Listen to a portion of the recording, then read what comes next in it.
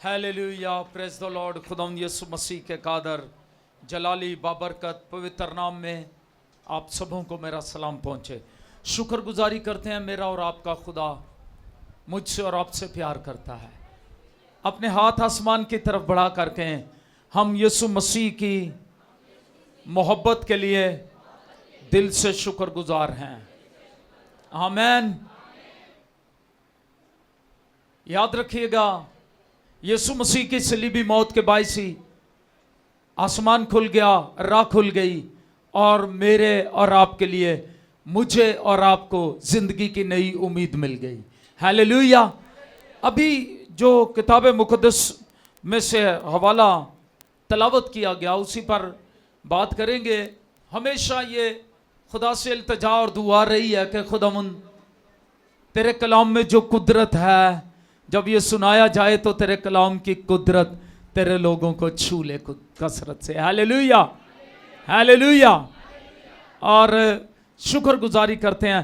अपनी बाइबल ऊपर उठा करके, ये मेरी बाइबल सच्ची है, वादों की ये पक्की है, इसका मुकद्दस पाक सुखन उम्दा है, नराला है। Hallelujah, hallelujah. हम शुक्रगुजारी करते हुए इस बात के लिए खुदावंद को जलाल देते हैं। बड़े अदब एहतराम के साथ अपनी जगह पर तशरीफ रखिए और इसी हवाले को मैं चाहता हूं हम सब मिलकर पढ़ें। और मेरे साथ रोमियो के नाम पौलुस रसूल का खत बड़े अदब बड़े एहतराम के साथ खुदा बाप, खुदा बेटे, खुदा रूह कुद्स के नाम में किताब मुकद्दस को, अल किताब को खोलिए और रोमियो के नाम छठा बाब जब हम पढ़ते हैं, उसकी 9वीं और 10वीं आयत मुकद्दसा, तो यहाँ पर बड़ी खूबसूरत बात मिलती है। क्योंकि ये जानते हैं कि मसीह जब मुर्दों में से जी उठा है तो फिर नहीं मरने का, मौत का फिर उस पर इख्तियार नहीं होने का। क्योंकि मसीह जो मुआ गुनाह के एतबार से एक बार मुआ, मगर अब जो जीता है तो खुदा के एतबार से जीता है। इसी तरह तुम भी अपने आप को गुनाह के एतबार से मुर्दा, मगर खुदा के एतबार से मसीह यीशु में जिंदा समझो। खुदावंद के पाक कलाम के पढ़े और उसके सुने जाने पर खुदावंद की बरकत आए। तो यहां पर बड़ी खूबसूरत बात जो है उससे मुकद्दस रसूल पौलुस शुरू करते हुए कहते हैं, क्योंकि ये जानते हैं। क्या जानते हैं? कौन जानता है? ये रसूल और मुकद्दसीन जानते हैं। रोमियो की कलीसिया को, मुकद्दसीन को लिखते हुए कहते हैं कि मुकद्दसीन आप और मैं और तमाम रसूल ये जानते हैं कि मसीह जब मुर्दों में से जी उठा है तो फिर नहीं मरने का। आमीन। ये बड़ी पावरफुल बात है। हम जानते हैं, हमें इस बात का मुकम्मल यकीन हो गया है कि वो पत्थर जिसको कोई लुढ़का नहीं सकता था, वो रोमी मोहर जिसको कोई तोड़ नहीं सकता था, फरिश्ते आसमान से आए, उन्होंने रोमी मोहर को तोड़ दिया और उस पत्थर को लुढ़का दिया। यूनानी में इसका मतलब यह उठाकर, एक लुढ़काने का मतलब यूनानी में जो उसका मतलब है, उठाकर इतने बड़े पत्थर को, ये मेरे पीछे जो आप ये सर्कल हमने बनवाया खास तौर पर, ये 8 बाय 8 का है। इतना बड़ा पत्थर था। कितना बड़ा पत्थर था जी। और ये 8 बाय 8 का ये पूरा सर्कल जो है, पूरी क्रॉस दिखाएं, पूरा टैली करके दिखाएं, ये 8 बाय 8 का इतना बड़ा पत्थर 1 फुट मोटा।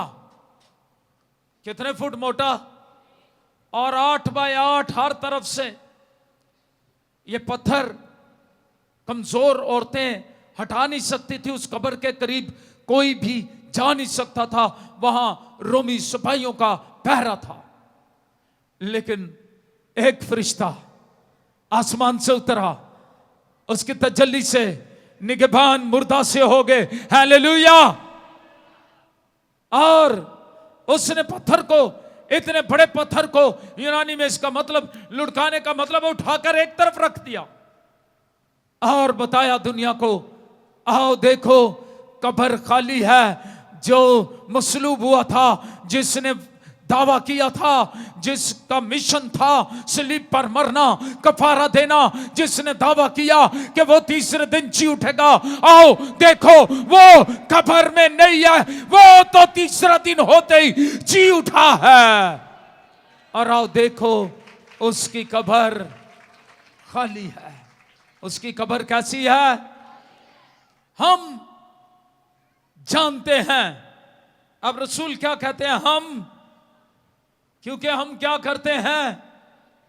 आप में से कितने जानते हैं इस बात को कि मसीह जब मुर्दों में से जी उठा है तो फिर मरने का नहीं है। दुनिया के बहुत सारे लोग चाहते हैं कि एक सलीब की बात ना की जाए, वो चाहते हैं खाली कफन की बात ना की जाए, वो चाहते हैं यीशु मसीह के मुर्दों में से जी उठने की बात ना की जाए, उस पर पर्दा डाल दिया जाए, उसको वाज़े ना किया जाए, उसकी मुनादी ना की जाए। लेकिन रसूलों ने इसीलिए कहा हम उस मसीहा मसलूब की मुनादी करते हैं। किसकी? मसीहा जो यहूदियों के नजदीक ठोकर और गैर कौमों के नजदीक बेवकूफी था। हमारे लिए सलीब का पैगाम कुदरत है, सलीब का पैगाम हलाक होने वालों के नजदीक बेवकूफी है और यहूदियों के नजदीक ठोकर है, लेकिन हम निजात पाने वालों के नजदीक खुदा की कुदरत है। हालेलुया। क्या आप दोनों हाथ खड़े करके कह सकते हैं ऊंची आवाज में आमीन? आमीन। हालेलुया।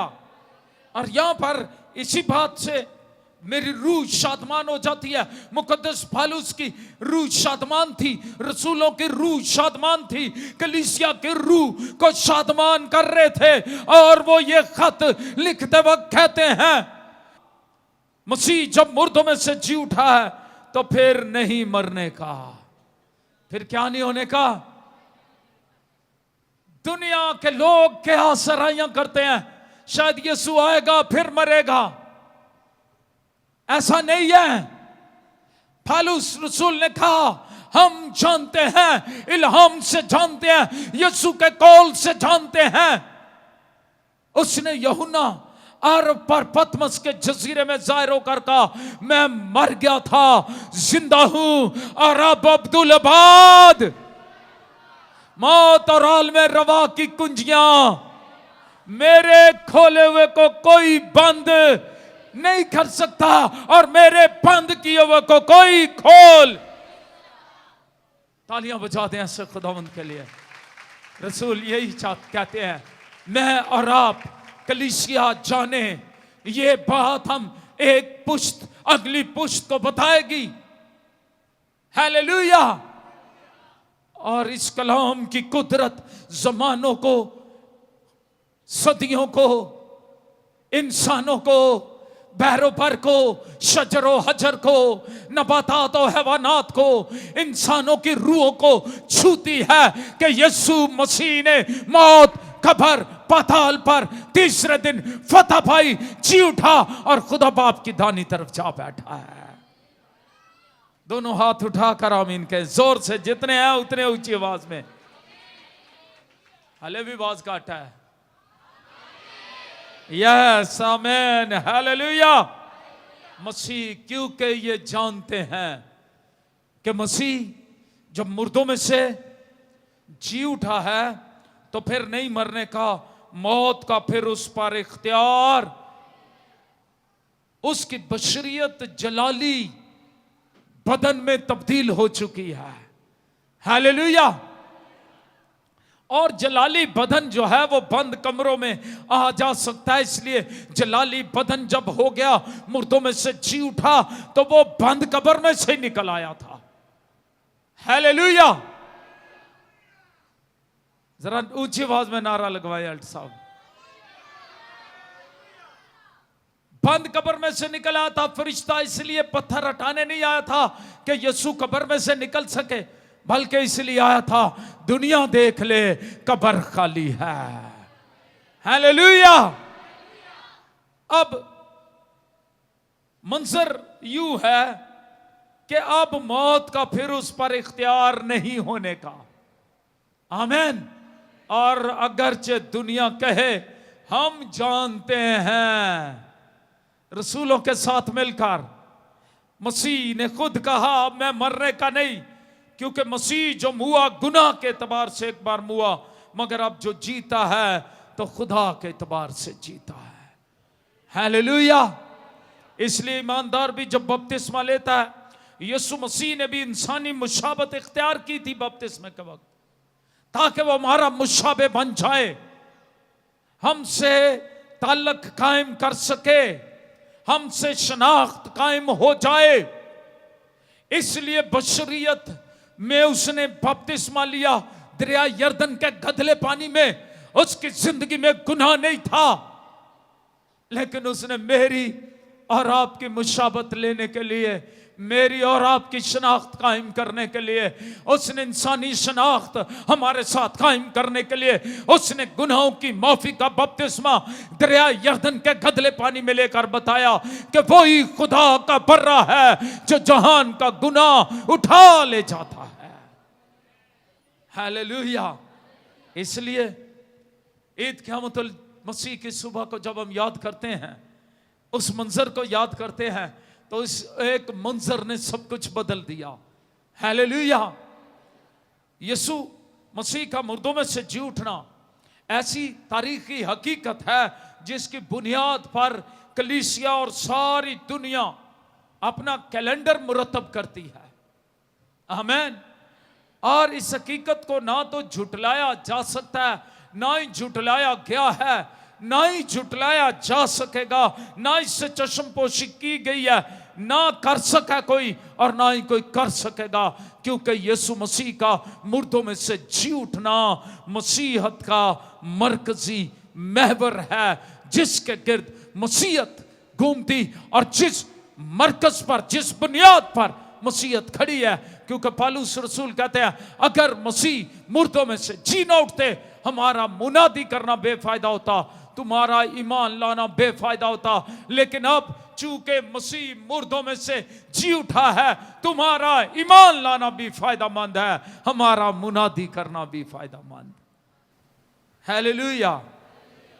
तो जब हम इस बात को समझते हैं, फिर हमें समझ आती है कि यीशु मसीह के मौत और कब्र पर फतह पाने से बेबहा ला तब्दील बरकत का रास्ता खुल गया है। हालेलुया। एक दूसरे से कहे हमारे लिए बेबहा ला तब्दील बरकत का रास्ता खुल गया है यीशु मसीह के मुर्दों में से जी उठने के वसीले से। आमीन। यहां मैं कुछ बातें, 2-3 बातें बयान करूंगा आज सिर्फ। खुदावंद यीशु मसीह के मुर्दों में से जी उठने के बायस याद रखिएगा, खुदावंद यीशु मसीह ने बाप के मंसूबे को पूरा किया। यह अवलीन मकसद का था कि उसके जी उठने के वसीले से इंसान हमेशा की जिंदगी पाए। पहली बात एक दूसरे को बताए, पहली बात इंसान हमेशा की जिंदगी पाए। अब के मैं और आप हमेशा की जिंदगी पाएं। यीशु मसीह ने जब हमारी मौत को अपने ऊपर ले लिया और वो गालिब आया ताकि इंसान बहाल हो जाए और मौत से छूट जाए, तो कलाम मुकद्दस में यूहन्ना की इंजील 10वां बाब उसकी 10वीं आयत मुकद्दसा में लिखा है, चोर नहीं आता मगर चुराने, मार डालने और हलाक करने को, मगर मैं इसलिए आया कि वो जिंदगी पाए और कसरत की जिंदगी पाए। हालेलुया। यीशु मसीह का जी उठना इस बात की अलामत है कि जब यीशु खुद जी उठा है तो उसने हमें हमेशा की जिंदगी का जो वादा किया था वो हमें दे दी है, हमें वो हमेशा की जिंदगी मिल गई है। आमीन। जिंदा और जलाली मसीह का ये मकसद पूरा हो गया है। वो कसरत की जिंदगी देने पर कादिर है, जिसने कहा मैं अपनी जान मुझे देने और उसे फिर लेने का इख्तियार है। जब वो मुर्दों में से जी उठा तो हम जानते हैं वो नहीं मरने का, तो हमें यकीन हो गया अब हमें कसरत की जिंदगी मिल गई है। जो उस पर ईमान रखते हैं उन्हें कसरत की जिंदगी, वो कसरत की जिंदगी देने पर कादिर है, कुदरत रखता है। यीशु मसीह को कबूल करने, यीशु मसीह को अपना शख्सी निजात दहिंदा मान लेने से इस फैज के हम हकदार हो गए हैं। हालेलुया। हमें ये फैज हासिल हो गया है।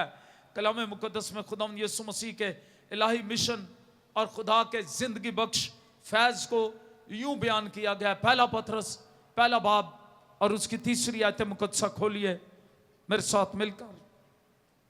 यहां पर लिखा, हमारे खुदावंद यीशु मसीह के खुदा और बाप की हम्द हो। किसकी हम्द हो?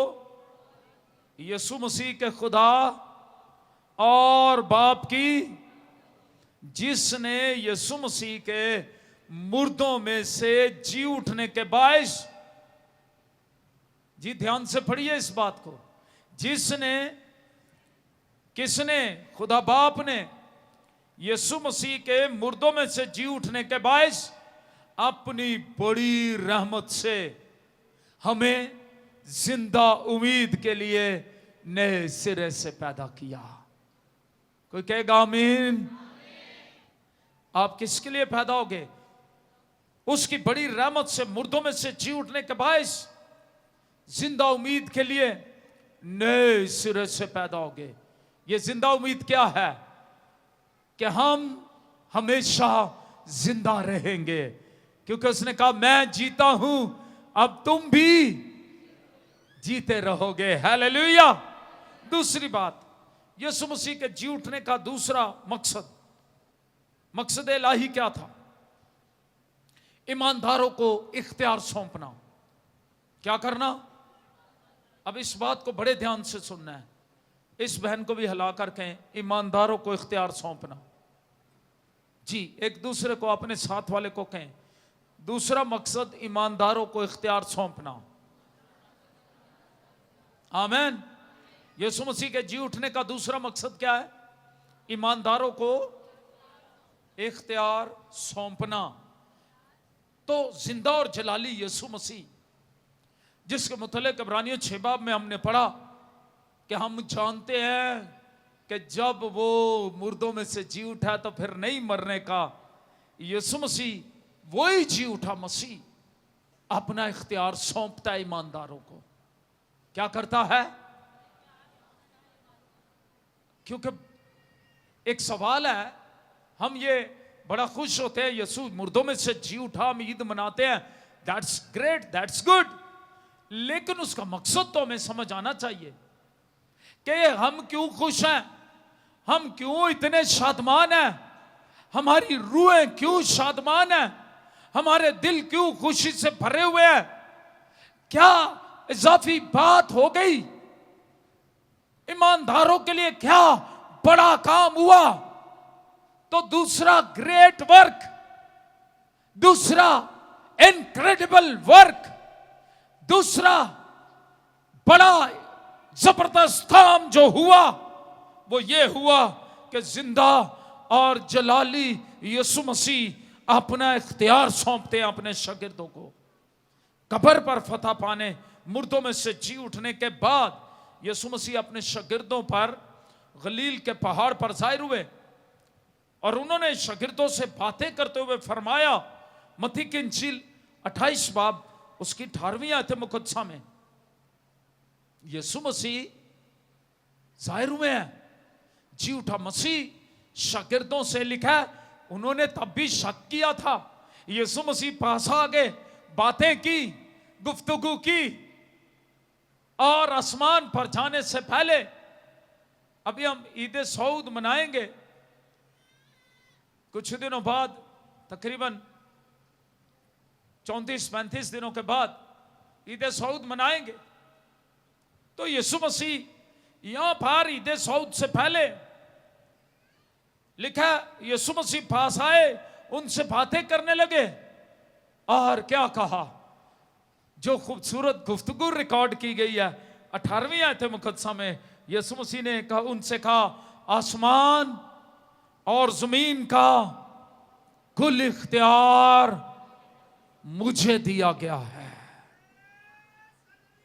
बोलो यीशु मसीह की। ये मुर्दों में से जी उठने से पहले नहीं था, याद रखिएगा, क्योंकि इंसान का इख्तियार जो था वो नाफरमानी के बायस बाग़ अदन में जो खुदा ने इख्तियार मैंडेट आदम और हवा को दिया था, नाफरमानी के बायस इब्लीस ने वो मैंडेट, वो इख्तियार छीन लिया था। अब यीशु मसीह मुर्दों में से जी उठकर कहते हैं कि मौत और आलम रवा की कुंजियां, और मुर्दों में से जी उठने के बाद इब्लीस को जब शिकस्त दी, उसने जो आदम और हवा से इख्तियार छीन लिया था वो वापस छीना उससे। आमीन। तो फिर मुर्दों में से जी उठने के बाद कहा, आसमान और जमीन का कुल इख्तियार मुझे दिया गया है। क्या किया गया है?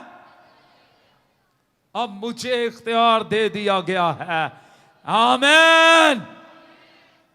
फिलिपियों 2 बाब पढ़े, वहां पर लिखा उसने, वो यहां तक फरमानबरदार रहा, इंसानों के मुशाबे हो गया, यहां तक फरमानबरदार रहा कि मौत, बल्कि सलीबी मौत गवारा की, और खुदा ने भी उसे वो नाम बख्शा जो सब नामों से आला है, वो तख्त बख्शा जो सब तख्तों से आला है, वो नाम बख्शा जो सब नामों से आला है। हर एक घुटना उसके आगे झुकेगा, हर एक जुबान इकरार करेगी कि यीशु मसीह खुदावंद खुदा है।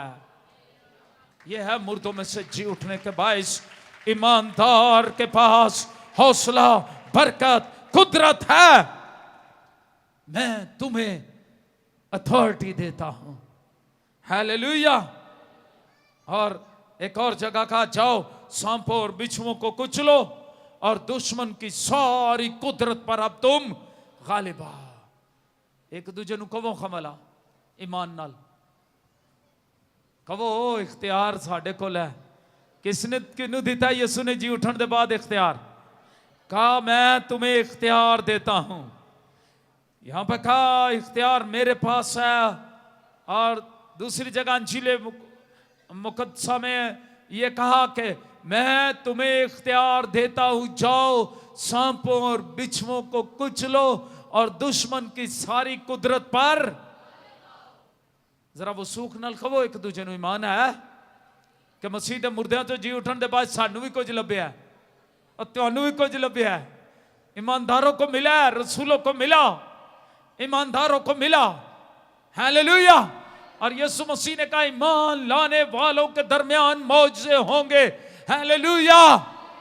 वो बीमारों पर हाथ रखेंगे, वो अच्छे हो जाएंगे, वो नई नई जुबानें बोलेंगे। क्या करेंगे? और क्या करेंगे? और क्या करेंगे जी? जी, बीमारों पर हाथ रखेंगे, अच्छे हो जाएंगे। और क्या करेंगे? वो बदरूहों को, जरा ध्यान नाल वो हालेलुया। और क्या करेंगे? वो कोई हलाक करने वाली चीज पिएंगे, वो उन्हें कुछ जर्र नहीं होगा। वो सांपों को उठा लेंगे, उन्हें कुछ जर्र ना पहुंचाएंगे। हालेलुया। इसका मतलब है वो वहशत, वो दहशत जो मौत की तरह की थी, इब्लीस की दहशत, वो खत्म कर दी गई है। अब इख्तियार तुम्हें दिया गया, जाओ सांपों और बिच्छुओं को कुचलो। इसका मतलब क्या? पुराना सांप इब्लीस, उसकी बदरुए, वो सांपों और बिच्छुओं की तरह है।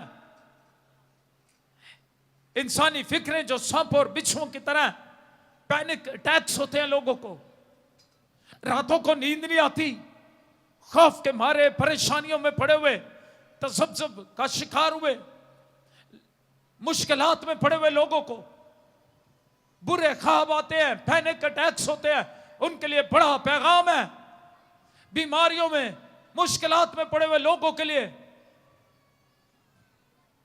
डॉक्टर यीशु, मुर्दों में से जलाली यीशु जी उठा है। हालेलुया। और जलाली यीशु ने अपने इख्तियार आपको दिया है।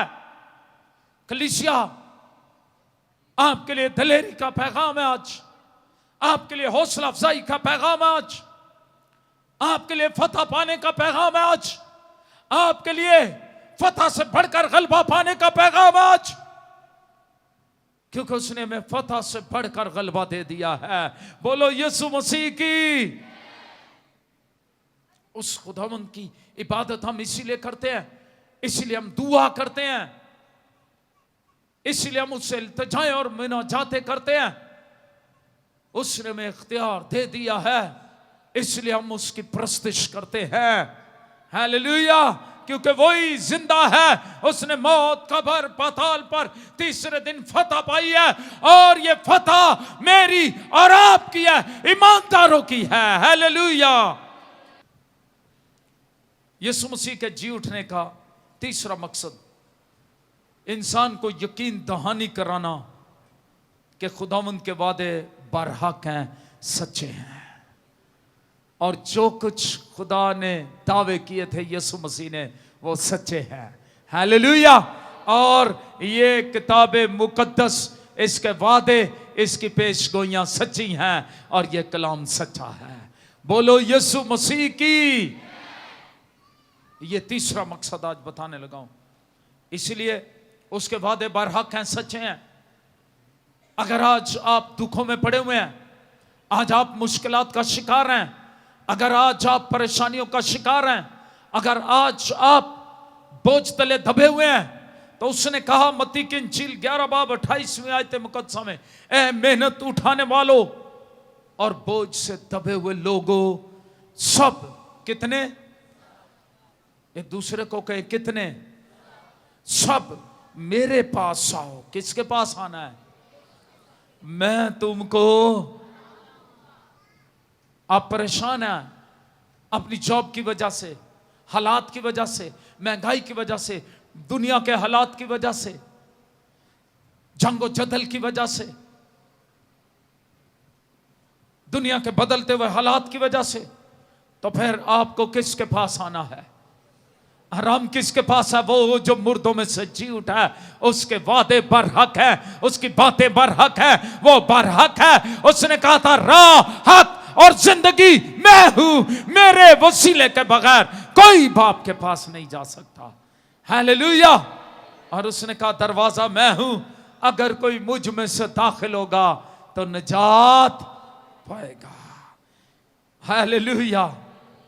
तो उसके वादे बरहक हैं, याद रखिएगा। कई बार इब्लीस आपके पास आता है और वो आपको कहता है, मुझे भी कई बार कहता है, अच्छा, मैंने एक बार बताया पहले भी, मैं एक बार जहाज में सफर कर रहा था, उस वक्त जहाज बड़े गिर रहे थे, कोई इधर डिगदा सी, कोई उधर डिग जाता सी।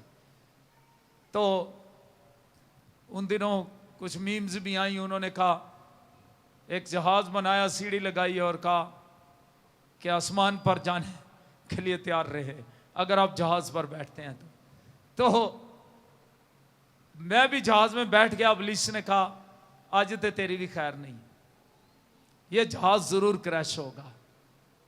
कई बार आपको भी कह सकता है, शायद आप जहाज में ना हो। पौलुस भी एक दफा जहाज में था, और जब जहाज फंस गया भंवर में, क्रैश होने के करीब था, बैरी जहाज, पौलुस बैरी जहाज में बैठा, तो उन्होंने तलवार खींची के कत्ल कर दें सबको, कैदियों को। लेकिन पौलुस ने कहा नहीं, कत्ल ना करना, इनमें से कोई भी नहीं मरेगा, खुदा ने मुझे बताया है। हालेलुया। इब्लीस हमेशा खौफ पैदा करता है, परेशानियां पैदा करता है, दुख लाना चाहता है आपकी जिंदगी में। आपकी शादमानी को छीनना चाहता है। रूह के फल खुशी, तहम्मुल, मेहरबानी, इत्मीनान, परहेजगारी, ये छीनना चाहता है। और इब्लीस का सबसे बड़ा काम आपके इत्मीनान को छीनना है। याद रखिएगा, जब भी वो किसी के जरिए आपका इत्मीनान छीने, आप समझ लीजिएगा इब्लीस उस शख्स में काम कर रहा है। और आप उसके लिए दुआ कीजिए। आप उसके लिए क्या करें? दुआ करें कि खुदा शरीर इस शख्स को इस्तेमाल ना कर सके मेरा इत्मीनान छीनने के लिए। वो आपके इत्मीनान को हमेशा छीनना चाहता है। और कभी कभी मैंने बताया, मैं भी जहाज में बैठा, हवाई जहाज में, उसने मुझे कहा आज तो बस ये जहाज तबाह होगा ही होगा। ऐसा ही हुआ। कुछ देर के बाद एयर होस्टेस आई, उसने ऐलान करना शुरू कर दिया और उसने कहना शुरू कर दिया कि ख़वातीनो हजरात अपनी सीट बेल्ट दोबारा अच्छी तरह बांध लें, क्योंकि मौसम खराबी की वजह से जहाज थोड़ा मुश्किल में है। अब क्या हुआ? इब्लीस ने कहा हुण दस। फिर सरगोशी शुरू हो जाती है। कहा अब बताओ, बस तबाह होने वाला है। पहले तो मैं चुप करके दुआ करता रहा, फिर मैंने कहा सुन, अगर ये जहाज तबाह भी हो जाए, सारे भी मर जाएं, तो मैं जिंदा रहूंगा, क्योंकि मैं मुनादी करने जा रहा हूं। हालेलुया। खुदा मुझे मरने के लिए नहीं ले जा रहा, वो मुझे मुनादी के लिए ले जा रहा है। सारे भी मर जाएं, ये जहाज तबाह हो जाए, मैं जिंदा ही रहूंगा। हालेलुया। थोड़ी देर बाद अनाउंसमेंट नहीं आ गई, हम खतरे से निकल चुके हैं ख़वातीन हज़रात। Hallelujah, hallelujah. लेकिन मैं पहले ही खतरे से निकल चुका था। आप ईमान के साथ जिससे आप गालिब आते हैं, वो आपका ईमान है। बोलो यीशु मसीह की, यीशु मसीह पर ईमान।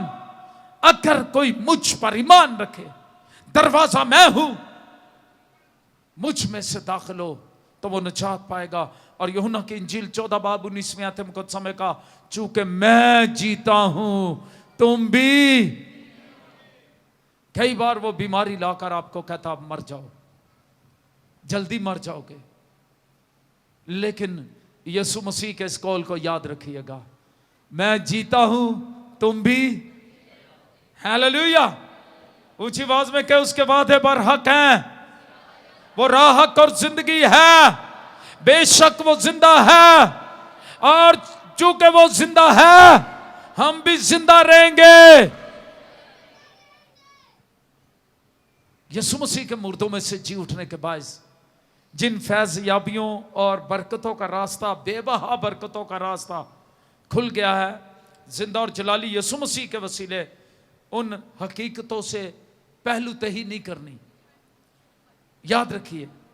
इसलिए मैं आपसे कहूंगा, अगर आप मसीह हैं तो शिकस्त खोरदा जिंदगी ना गुजारें। एक दूसरे को कह, शिकस्त खोरदा जिंदगी नहीं गुजारनी, फतहमंद जिंदगी गुजारनी है। हालात कैसे क्यों ना हो, खुदा पर तवक्कल और भरोसा खत्म नहीं हो सकता। हालेलुया। क्योंकि मसीह जी उठा है, उसने हमें इख्तियार दिया है, उसके वादे सच्चे हैं। हालात बदल जाते हैं, मौसम बदल जाते हैं, लोग बदल जाते हैं, लेकिन यीशु ना कभी बदला, ना कभी बदलेगा, ना उसके वादे बदले, ना किताबें मुकद्दस बदली, ना उसके वादे बदले, ना कभी बदलेंगे। हालेलुया। वो ला तब्दील खुदा, उस पर अपना गैर मुतजलजल ईमान रखे, वो आपको संभाले रखेगा।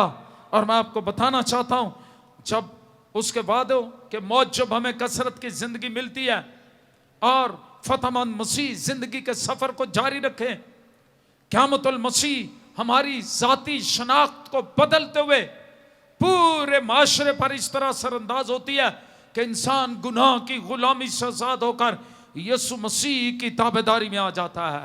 हालेलुया।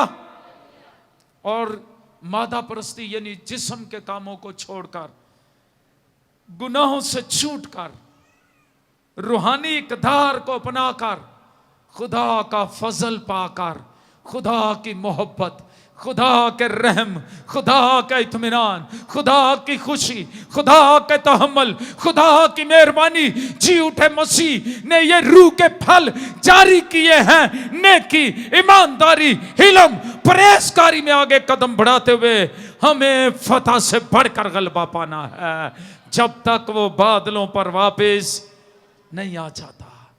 मेरी आज आपके लिए दुआ है, हालात कैसे ही क्यों ना हो, खुदा के इलाही मंसूबे को समझिए।